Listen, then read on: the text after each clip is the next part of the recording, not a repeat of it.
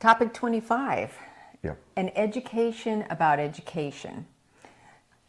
You were a school teacher at one point. Yeah. And the reason It's got nothing to do with this, but I know you have a pretty good passion about this subject. The reason is I do have opinions about this. But secondly, I think it's one of those subjects that you might think, well, how in the world does this fit into some sort of a Christian scene, or setting, or conversation or anything. I can't find anything it doesn't fit. But this one is particularly profitable today because people are in this turmoil over how do I educate my child, what has happened to my child that's been educated, all of that. Yeah. And in the end, I'm going to try to make the argument that you really are combating two things. One's a secular problem we have, meaning a cultural, secular issue. Okay. Now you might say to me, well, Bill, that's the same thing as a devilish issue. It isn't always, but it is, they run hand in hand. So the other one is going to be that literally the atheism in the classroom. I mean, I'm not talking about covert, I'm talking about overt atheism in the classroom, which is really what I'm going to get to in this. Interesting. But both of those things, if you said to me, why didn't you say it that way? Like, if somebody is godless in the classroom, it doesn't matter if it's overt or covert. It does make a difference to me because covert, sometimes those people are conformists who don't know they're doing what they're doing. Okay. Where the other guy, as we'll see with Boris Zivkovich, you'll see that they're just on a rampage to ruin education in the name of atheism, moving forward. Okay, they don't care about education, they care about atheism. Okay, and I'll show you how that works. So, for example, as we've been doing on all of these in this section on the website, is we're actually going to quote atheists about this, and we'll bounce off of that. So a lot of the quotes that we'll read, all of the quotes that we'll read will be by atheists, right?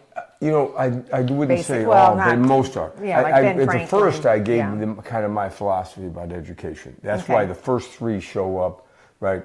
I just put in there that the scripture, John 8:44, about the father of lies is the devil, because I want you to understand that in some sense, we wouldn't have this problem if we had a God-fearing school system or God-fearing society, right? That won't be there. So you know that all these things, lies come from this. It's just that when you see the overt lying that goes on in this subject, you ought to be alarmed and up in arms. And somehow we haven't been, okay? Okay. So if you can keep that in mind, let me read you example A. I have never let my schooling get in the way of my education.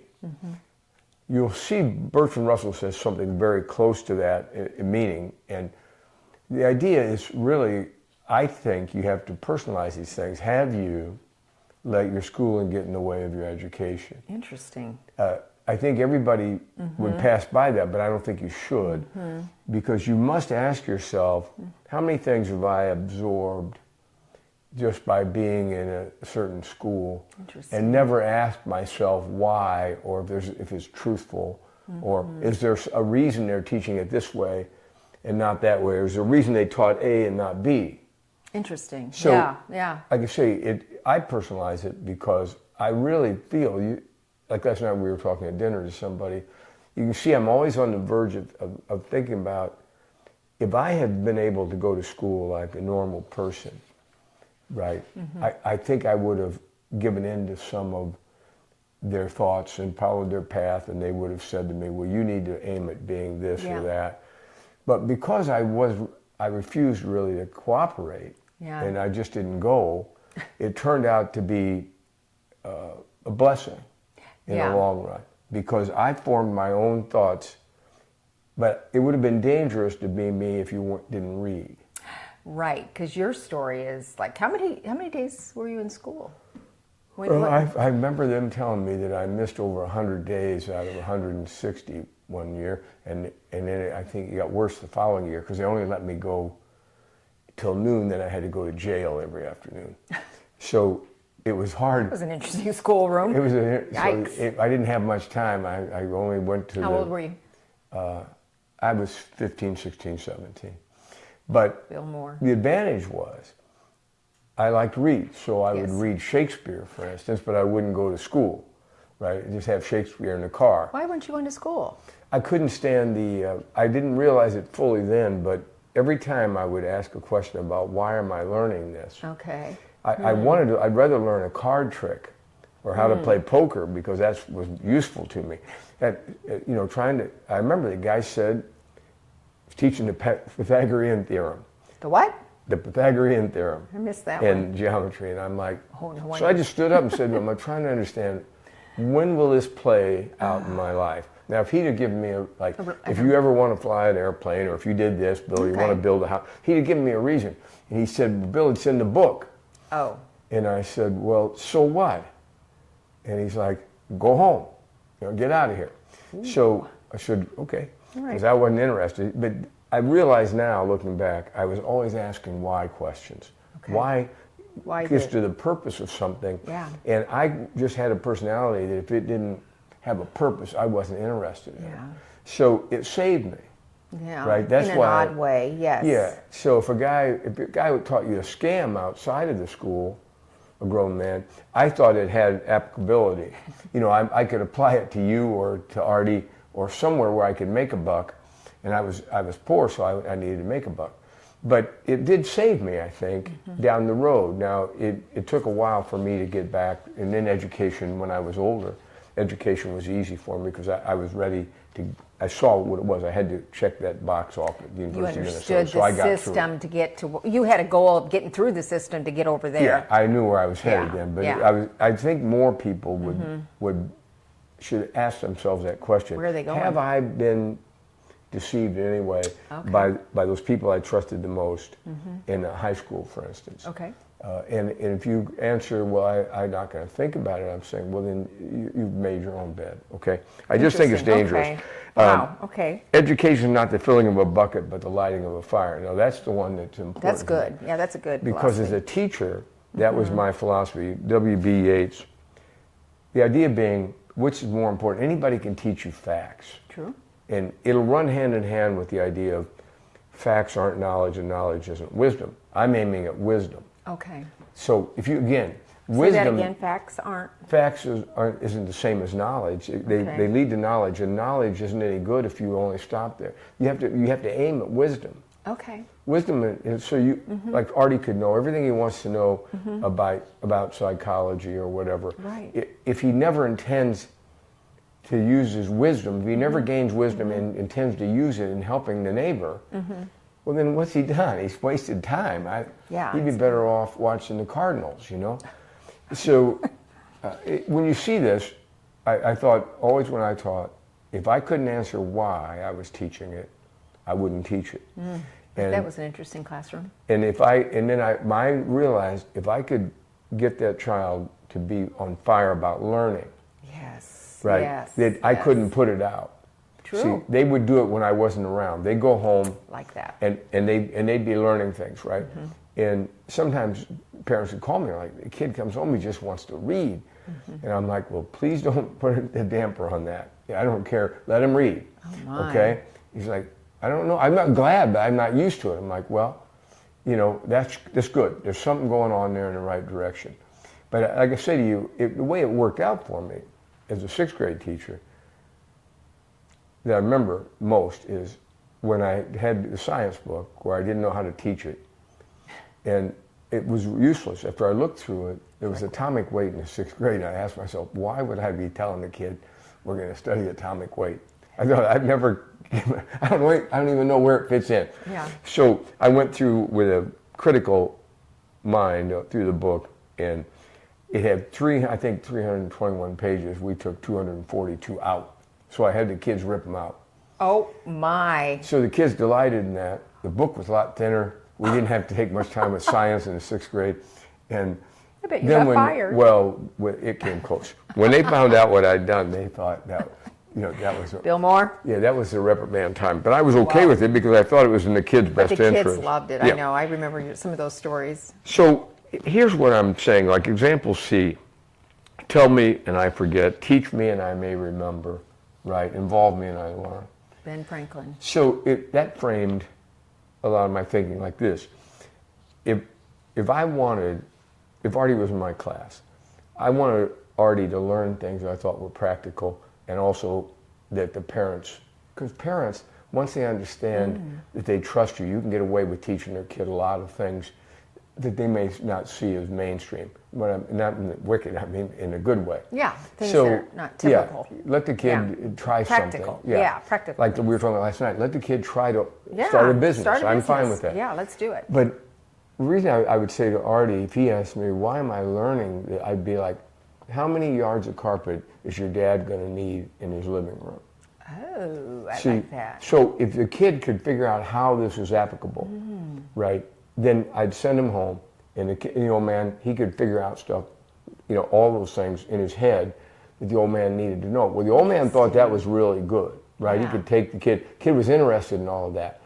Well, all those things, like how much do you need to make curtains? Wish I would have had that. Yeah. I wish you were my teacher. All those kind of things mattered. And then I thought it was important because I had been poor. I wanted them to know percentages, and I thought I could teach that real easily. If something's $140 and it's 30% off, I can't. No, I still can't do that. I need to go back to your class. But I would do it. I'd show you how to do it in your head so that it's simple. And the reason being, I wanted them to go to the grocery store with the old man and walk around and total up things in their head and then take the percentage off, right? And do it in their head and bet against the cash register, right? If the kid got that right, the old man thought they were he had the brightest kid in the world. Yeah, I have a brain for a child. So when the guy came in, I could tell him, now you need to let Jeff do this. You need to let Jeff read those manuals on your tractor. Don't put him, like he's a stupid kid. But once the kid could do that, and then I would teach him how to beat the old man. If the wife gave random 3-digit numbers to add up, because I like that game.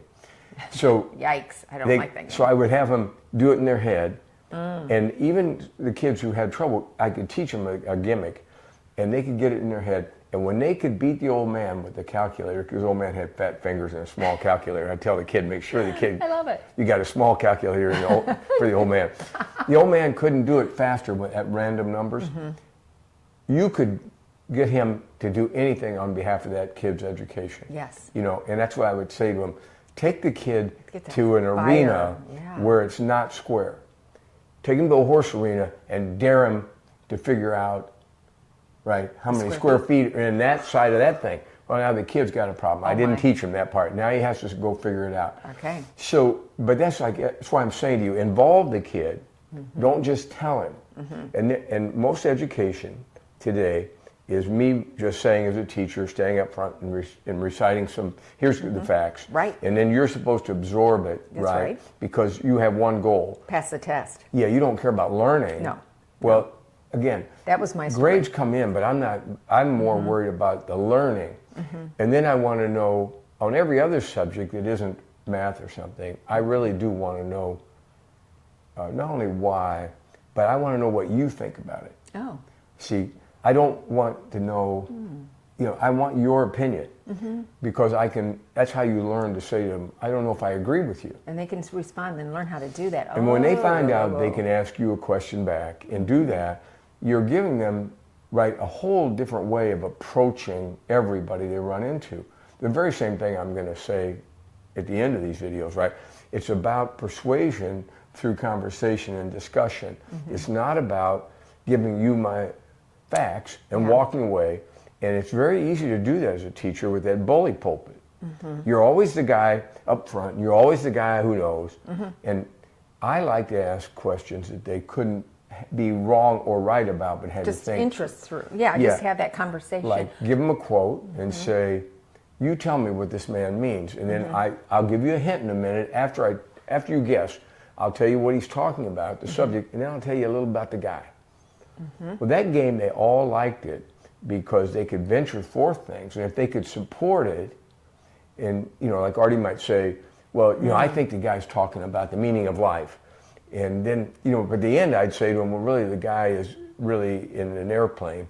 And he's using this, Artie still didn't do wrong. No, I wanted to know what Artie thought. Well, and I'm thinking about all that, and I'm thinking, I was educated in a Christian school my whole career, the whole schooling. But my goal was, as a people pleaser, was just to get through it, with an A and please whoever my teacher was. So I, in my mind, have all these teachers that I was trying to please.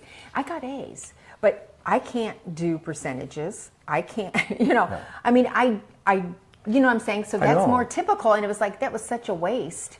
I mean, it wasn't a waste, but I love this idea of how to have feedback without being wrong and try things, because everybody in our class was scared to raise their hand, because if you're going to please her, you might be wrong, so you don't want to be that person. So it wasn't that. And I'm glad you brought it, because like if Artie was in my class, Artie would have been, most times he'd only raise his hand. Every Artie, not just at my Artie, they raise their hand when they know. Yeah. So I never call on you. I'm calling on the kid who's hiding, right? Because I want to show him that it's okay not to know everything. But I'm asking him, okay, you don't know the answer. How are we going to get to it? What do we do? And if he said to me, I'm just going to cheat off of Lois, I'd be like, that's pretty good. That's not the best, but it's at least an idea. You got a plan, right? Yeah. So I say that all, Lois, because in the end, you're going to say this ask me this question if you're thinking, well, what is wrong with college today or high school? And I'd say, you only give me one sentence instead of all this, I would say to you, they're interested in telling your kid what to think, not how to think. Yes. So the kid has a viewpoint, and they keep telling the kid, as long as you have a viewpoint, it matters. And I'm saying to you, no, it doesn't matter. Yeah. You have to have a viewpoint that's correct. Yes. So it doesn't just saying this is my viewpoint and here I stand. Okay, it might work for Martin Luther, it will not with you. So you have to be a thoughtful person, and you have to decide that me thinking for me is important, right? That because these people, I'm convinced that education today is about conformity, and they try to produce people just like themselves. Yes. So it's kind of like when any institution goes 3 or 4 generations, I expect the guy who's standing there to be lesser of a maverick than the guy who founded the institution. Interesting. It's natural. And that guy, what's he want? He thinks the best man on the planet is me. I want to produce people who look like me. Okay. So when a guy shows up who's a maverick, in today's educational system, he's a loser. They try to squelch that in him.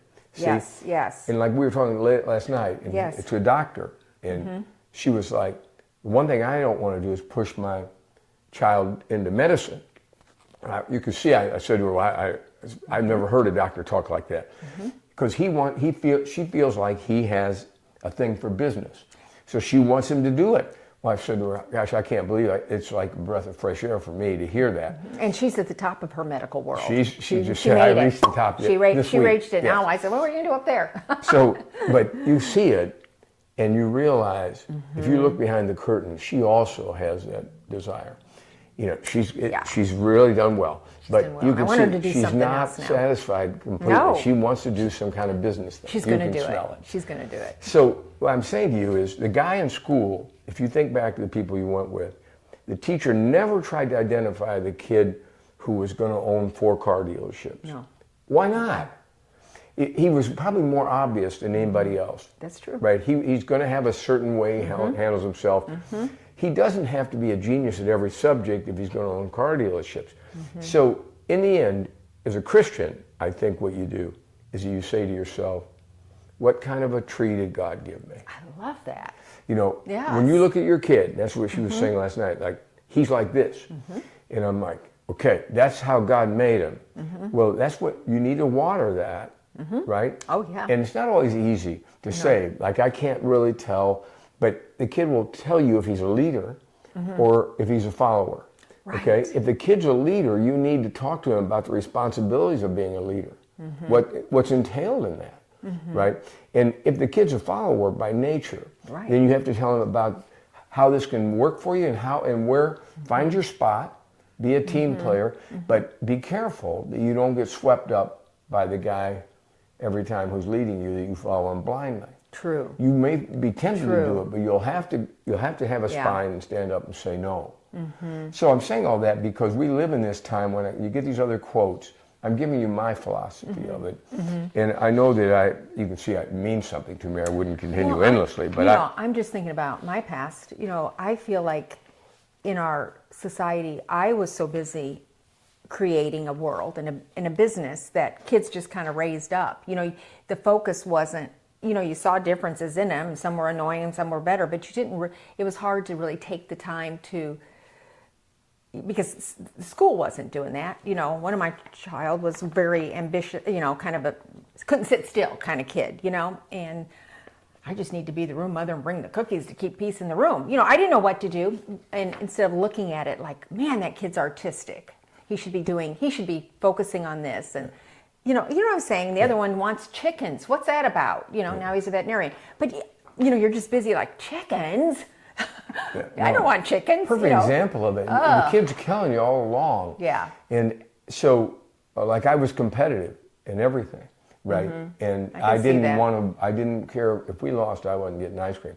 Well, it doesn't matter if we're right or wrong. Point is, you should have noticed that I cared about that. Yeah, it's you probably weren't going just to like, translate you're into good. life. Everybody's good on the team. No, you weren't happy I wasn't with that guy. No. So you have to recognize what God gave you. And I'm saying now in education today, we're at this point though. Remember that quote by Solzhenitsyn I always have, let your credo be this, let the lie come into the world, he said, let it even triumph, but not through me. Right? We're at that point, I hope, in history for Christianity in schooling to say, not through me. No more lies coming through me. I've been asleep, but I'm not going to sleep any longer. Yes. Okay? And that's kind of how I feel like we can help with that, because it's not too late. And frankly, the school system is such a mess that you can overrun it in a second. You can change it up. These aren't strong people. These are all conformists. And just as fast as they conform to the one side of the street, they'll conform over here. That's the nature of conformity. So it takes courage, because somebody once said that's the opposite, the true opposite of courage is conformity. Oh, that's interesting. It's not fear. It's really, I don't remember who to attribute that to at the moment. So say that again. Well, the opposite of courage isn't like fearfulness or fear or something. It's conformity. See, you're willing to conform, like that. just so you fit in and do all those things. And I'm saying no, you don't want that. Christianity, you might end up conforming to Christian beliefs, but when something goes wrong in Christianity, we have a lot of conformists who sit silently, and that's a problem. It is a problem. You have to speak up because the truth is at stake, and we've kind of taught our church members not only to be lazy, but intellectually we just want them to conform. They almost never ask why we're studying a book. Nobody says to me, why are we studying Nehemiah? Why is he saying this in Nehemiah? Just the why questions. It's right. If you don't bring up, if you go through history, like 1 Samuel, 2 Samuel, if you know why we're doing this, if you start with that premise, you're way ahead. You're people in the right lane. We just do it and because it's part of the class. Well, we've studied 1 Samuel. Yeah, check it off. Where's it applicable? Yeah. Everybody just looks at you like, what do you mean? Knowledge. It's just like school. Yeah, God preserved it for no reason, I guess. No, see, that's what you end up saying to them. You're like, come on, that can't be the answer to my question. So I'll move on here. So now we're because I know, but this is actually important. Okay, so these are the atheist quotes. Those were just that was my good guys. Bill Moore. Yeah, that was Bill Moore talk. Rant about education. Oh goodness. So Bertrand Russell. Okay. He cared about education. Yes, he did. Men are born ignorant and not stupid. They are made stupid by education. Yeah, he's saying this in the 1940s. Interesting. I should have picked up on that. Yeah. Men are born ignorant and not stupid. You got to go to school to be stupid. Now, here you'll see the next one. Read the next one. I've got my name. You read that. We are faced with the paradoxical fact that education has become one of the chief obstacles to intelligence and freedom of thought. Bertrand Russell. Yeah. Wow, he did care about this. He did. He cared. He saw the issue. In 1940s, 1950s. By 1970, I bet he was just paralyzed by this thinking. But so here's what he says next. Most people would rather die than think. And he said, well, in fact, most people do. So he was having one of those days when he was having fun. Yeah. So let me get G. Without education, We are in horrible and deadly danger of taking educated people seriously. See, that's what fits today with the college level. So you've got all these educated people at the college level, and they can have as many initials after their name as they want and all that. I judge a man by who he is and what he says and what he does. I'm not interested in that. I've seen a lot of guys who were almost imbecilic who have plenty of initials after their name. So when you see that, he's saying, if you aren't educated enough to know that all those educated people aren't as bright as they say they are, kind of like you find with Christopher Hitchens or what I'm saying to them, if you think these are formidable intellectual people, these are weaklings with a very weak subject that they're trying to prop up. And if you can get that, it doesn't mean that they're not bright, but it means intellectually, right, they'll confuse you unless you're smart enough to say, look, the guy can be smarter than I am, but he's up to, I can smell this just stinks. He's up to something of a personal agenda here. He's got some reason for doing this thing, and he's not rational about it. So you have to be educated enough to know that that professor isn't always correct. Correct. And it's in my encounter with them on the cruise ship, I asked them a couple questions to explain just what they do. They couldn't answer me. And I kept asking them a question. Well, no, just explain it at the 5th grade level. Just tell me what you do. And then they would say some other big word, and we're doing blah, blah, blah, blah. And I'm like, well, then tell me what that means, just like at a 5th grade level. And they couldn't. And I was like, I finally said, you can't, you don't have an ability to explain anything. I don't know how you're teaching, you know. And it was so bizarre to me, you know. And then he said, well, you would never understand. And I'm like, well, I can't understand because you can't even give me the short story. You know, put it down lower. Put it at 2nd grade level. That's why I always say I'm like, oh. I bet one quote that always comes to my mind in this is a German physicist, but he said, any theory that a bartender can't understand is no dang good. I agree. Right? It's just no good. And that's kind of, I saw recently a quote by Einstein where he was like, if you can't explain it to me so that I can grasp it, you just don't know enough about the subject. And that's what happened with people. It's what that guy was saying to you. Well, honey, they give you that. Honey, if you were really bright, I'd tell you about quantum physics. And it was all that. It's above your, the guy just meets you and he's already decided that you're moronic and he's not. But that's when you want to know these quotes so you can say to him, but Einstein, if he was here, he'd just say to you, if you knew enough about quantum physics, right? You could tell me. You could probably get it across to me. See, he'd be disappointed in you standing here. I was just shocked. I was just trying to have a little conversation on the cruise ship with him. You know, I thought this would be fun. You know, it was floating along, but he couldn't do it. He couldn't. He could not handle it. Well, and if you read up what they write about it, I'm not sure they still understand. They always just come. They ought to come at the end. What I just wrote might be pure baloney. So like this one. How about Herbert Shelton? I thought this one is one to get in for sure. It's always a much easier task to educate uneducated people than to re-educate the miseducated. Because that's going to fit into the Vladimir Lenin kind of thing that's going to come up. That give me your kid for 4 years, give me your kid for 8 years. You know, you see these patterns, and what we've done is we've given our kids over to the school system for 12 years, and then we wonder what happened to the kid. Right. Right. What did we do? Well, we took him there every day. That's what we did to that poor kid. And I'm getting conversations every day with grandparents and parents saying, I don't know what happened to my child. They used to have faith, and now they have no faith in God. They don't believe. I just read a report about if your kid claims to be a Christian. Right. Which I'm not sure that is, that claim doesn't mean they are. Right. But that's very let's true. suppose a kid claims that.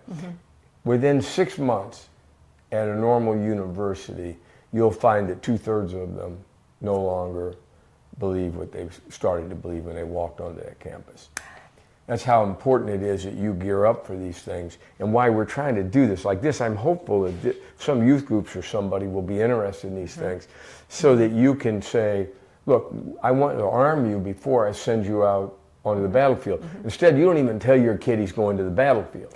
And one of the things I noticed, because I think God put me on this cruise ship with all the top Harvard and Yale professors and me in Europe for a short little cruise, a small cruise, I sat through some of their breakout sessions, and I was thinking, oh my goodness, it was such a pleasant environment. That's what I don't want to make it like this is all for atheists. You know, they're just like mean. No, they're fun people. And it was a beautiful environment. It's like a church service. They were having fun and interacting and laughter, and they were very charismatic, and they were very untruthful. And I'm like, I can't believe this. And the thoughts that were going through my head at that time was, if I sent any child of mine to be tutored by them, and they probably want moral freedom because I've been kind of a strict parent, this is all viable. And then I'm like, okay, I need to say something. And then I realized I didn't know even how to engage these guys. So I'm glad God let me see a glimpse of that, or I would think maybe you're just being a little, because you were an atheist and you encountered this, that you're being a little like you're on a hobby horse. This is reality. No, it is. This is reality. This is the subject that's actually dearer to people today than almost any of the others. It shouldn't be, but it is. It is. That's Well, the kids they're taking their kids. So, you know, like if you look at example I, great is the power of steady misrepresentation.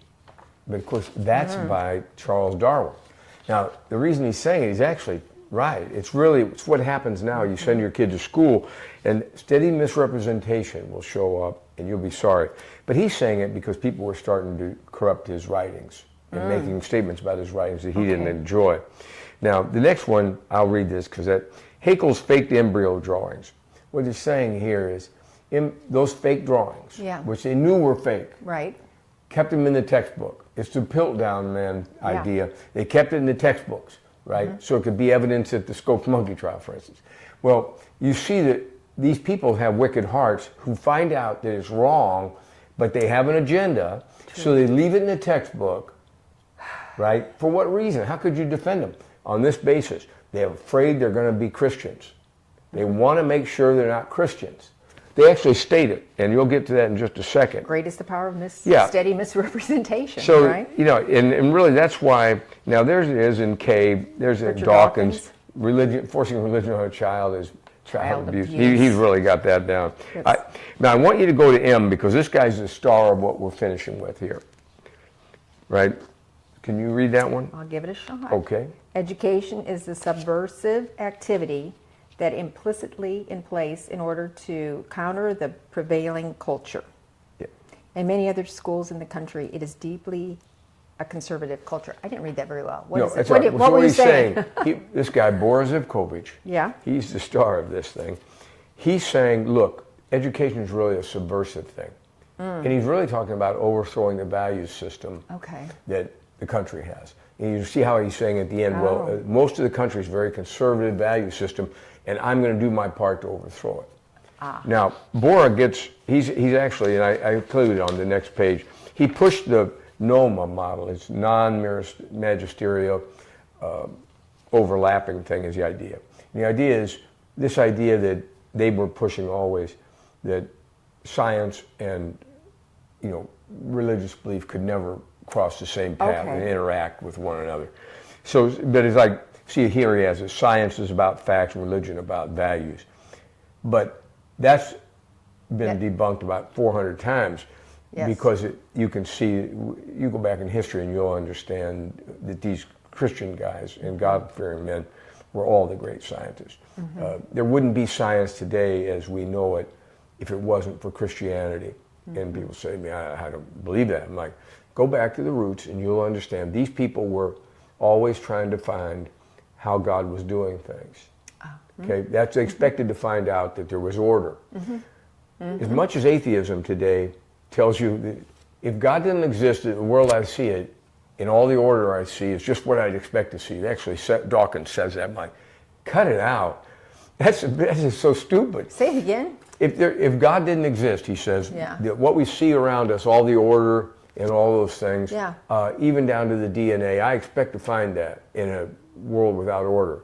I'm like, listen, Buster, how would you expect to find order when there's no order? There's no order. Nothing to make order out of, So, when you think about how silly that statement is, he's telling the kid something. If the kid is gullible and young, he'll swallow that. Oh, yeah. Without thinking. But the minute the kid thinks about it, you ask him to think it through, he's like, yeah, there wouldn't be any direction. It's not guided process. It's random.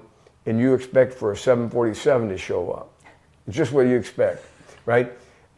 You see how silly these people are and how weak it is, but blather will get you a long way in this particular part. That's why I'm saying to you, you've got to be careful, because he's a highly educated man, but it's pure blather. I mean, that's why I'd make him in a traveling medicine show. The guy's just selling you crud.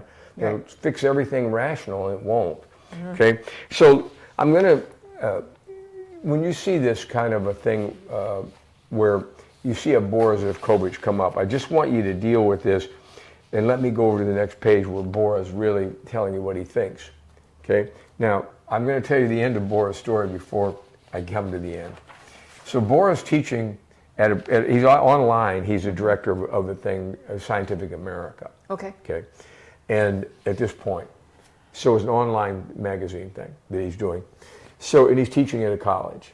Now, if Bora loses his job at the college, I want you to weigh out whether Bora gets fired for being a fraud or something else.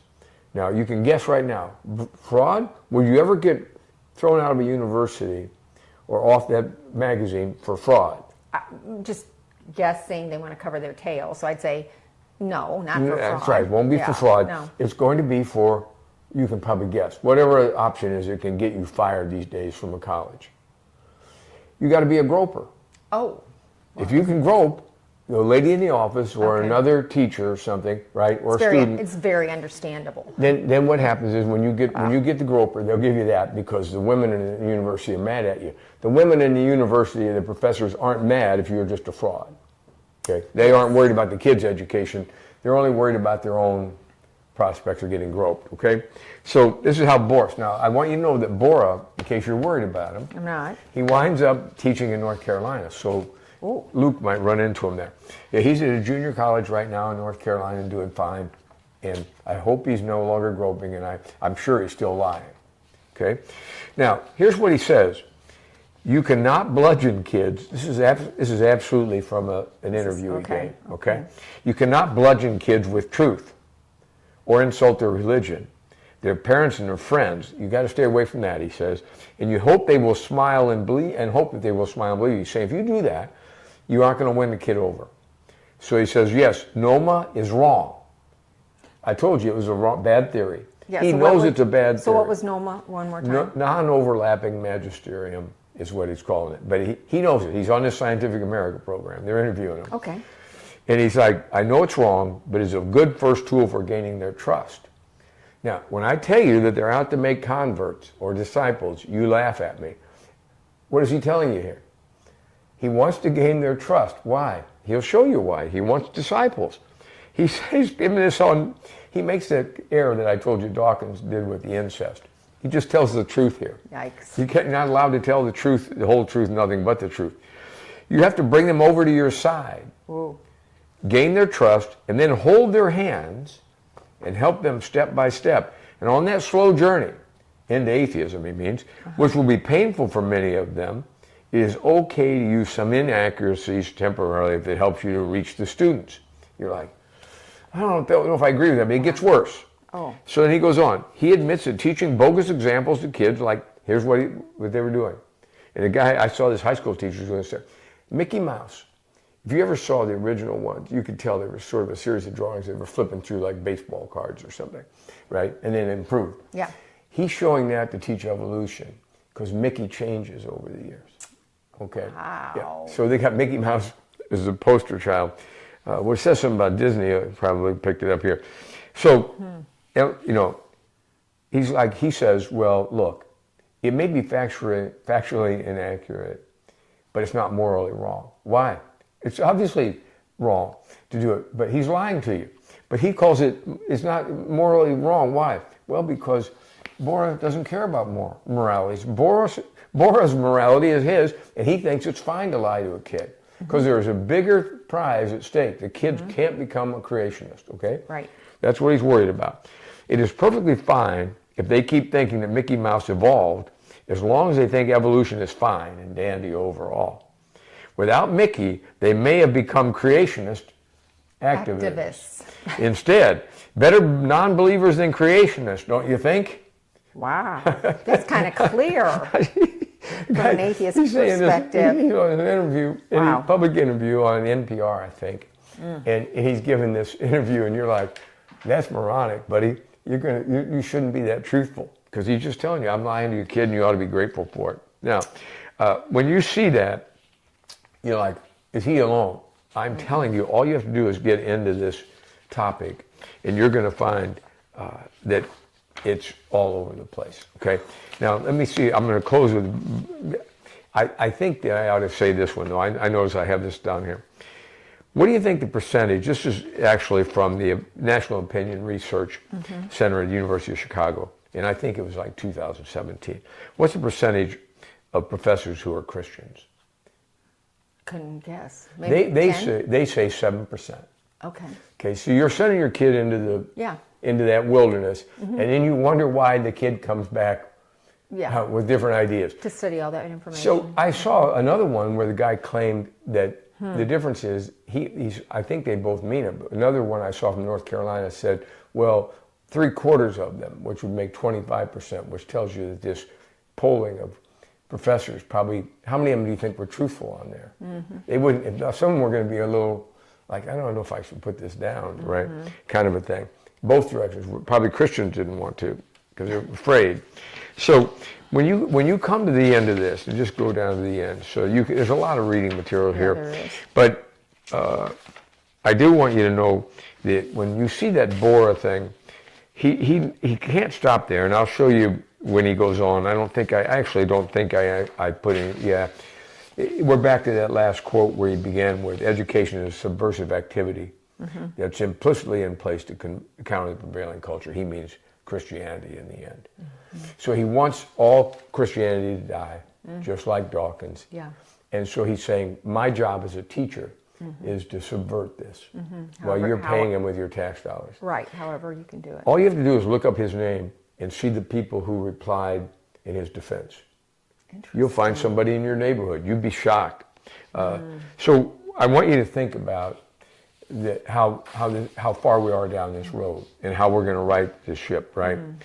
And I'm saying to you, we can right the ship. But if I ask you who's responsible, you brought it up earlier, right? How did we get here? Who's responsible for this? Whose fault is this? That we have a Boris Zivkovic still teaching on it? You.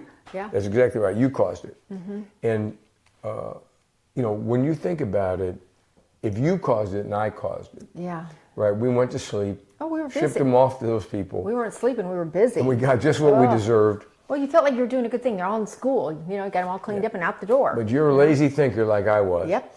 So we're guilty. So how do we change it? We change. It's true. And then what will happen is the church will change, the culture changes, the politicians get changed because they always have to reflect what the culture thinks in the end. Okay? These are followers you elect, not leaders most of the time. Right. I mean, it's rare when you get a leader. It's true. Especially if you just went to Congress, you'd be lucky to find one. So you're better off to find one at the Big R on North Dirksen than you are in Congress, I think. But at any rate, I think about that because we can do it.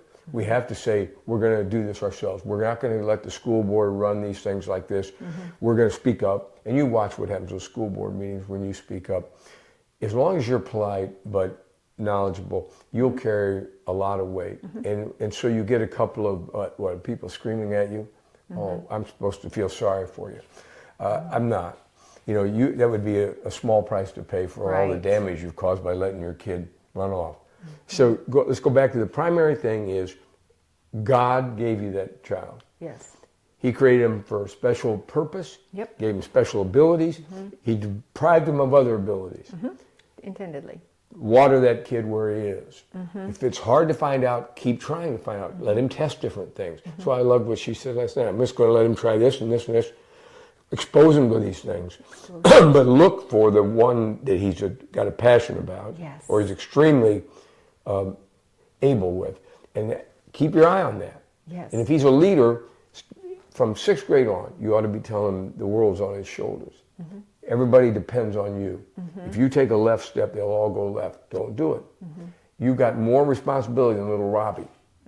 Okay? And you need to start owning up to that immediately. That will get the kid ready. Let him read books, on guys who are leaders or heroes or whatever the name be. And you should tell him he's going to get scars as a Christian. He's going to be the guy who gets, people are going to disagree with him, call him names, whatever else. Right. Good. Right? As I say to you always, scars are really things that they like in heaven. If you show up without scars in heaven, it's kind of like, I must not have really been doing too much. When the master's got his own scars, and he'll show them to you, right? I mean, that blood running down his head from the thorns, right? They're pulling his beard out. They're punching him.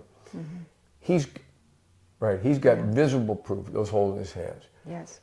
That scars are beautiful meaningful. things. Yeah, and for you to get nicked by what? Somebody won't call you back. Somebody calls you a name. I'm supposed to think what? You're being real brave. I'm like, come on. That's Girl Scout stuff. Right? Right. You have to be ready for anything. You lost some of your best friends. You have to be ready for any of those things. Right. And I think one of the very first steps is just embracing the idea when you look at your life, like I've had to, and say, I was wrong. And that doesn't like devastate. No, it just means that I'm wiser today than I was yesterday, and I need to move forward and do what's right, and not, the guilt, the past, it can be forgiven, just forward, with confidence. I'll just say the ending. Remember this, with Christ is with you, you should fear no man, no mob, no moment. Right? No man, no mob, no moment. You should fear none of that. Right? You're not alone. That's true. Right? That is so true. And like in this battle, we're not alone. Christ, if I thought I was alone, I'd be a little afraid of Bill Moore's capabilities. But when I know that he's with me, I don't feel like I'm very... So comforting. I'm pretty invincible. Okay? Yes, think about our children.